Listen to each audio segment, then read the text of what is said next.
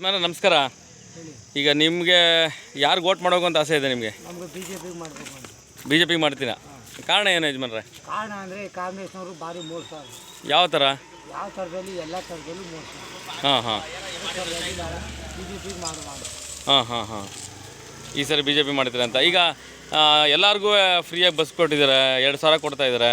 ಅದು 2,000 ಕೊಳ್ಳಿ 500 ಕೊಳ್ಳಿ ಯಾರಿಗೂ ಕೊಟ್ಟಿಲ್ಲ. ಹೆಂಗಸರು ಮಾತ್ರ ಫ್ರೀ ಮಾಡೋರು, ಗಂಡಸರಿಗೆ ಏನು ಮಾಡಿಲ್ಲ.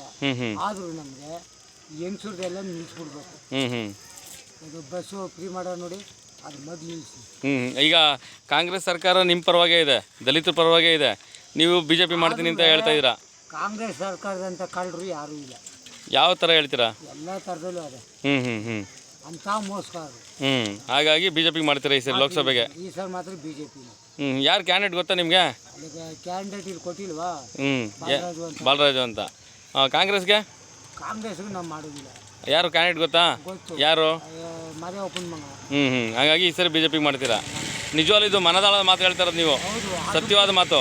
ಅದು ಪೂರ್ವವಾಗಿ ಹೇಳ್ತಾರೆ. ಬನ್ನೂರು ಗ್ರಾಮದಲ್ಲಿದ್ದೀರಾ ನೀವೀಗ? ಈ ಕಣ್ಣೂರಲ್ಲಿ ಇರೋದು. ಹಾಂ ಯಾವ ಬೀದಿ ಬರುತ್ತೆ ಯಜಮಾನ್ರೆ ಇದು? ಜೆ ಭೀಮ್ ನಗರ. ಹಾಗಾಗಿ ಬಿ ಜೆ ಪಿಗೆ ಮಾಡ್ತೀರಾ? ಎಲ್ಲ ಬಿ ಜೆ ಪಿ.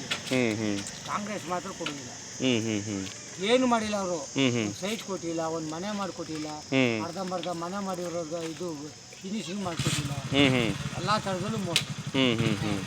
ಈಗ ಸಿಕ್ತು ನೀವೇ, ಇವ್ರು ಸಿಕ್ತು ಇವರೇ. ಇನ್ನು ತಿನ್ನೋರು ಆಗೋಗೋದು. ಎಲ್ಲ ಲೀಡರ್ಗಳು ತಿನ್ಕೋತಾರೆ ಅಂತ ಹೇಳೋದು. ಮೇಕತ್ತವ್ರೆ. ಯಾಕೆ ಬೇಕು ಅದು? ಹಾಗಾಗಿ ಬಿ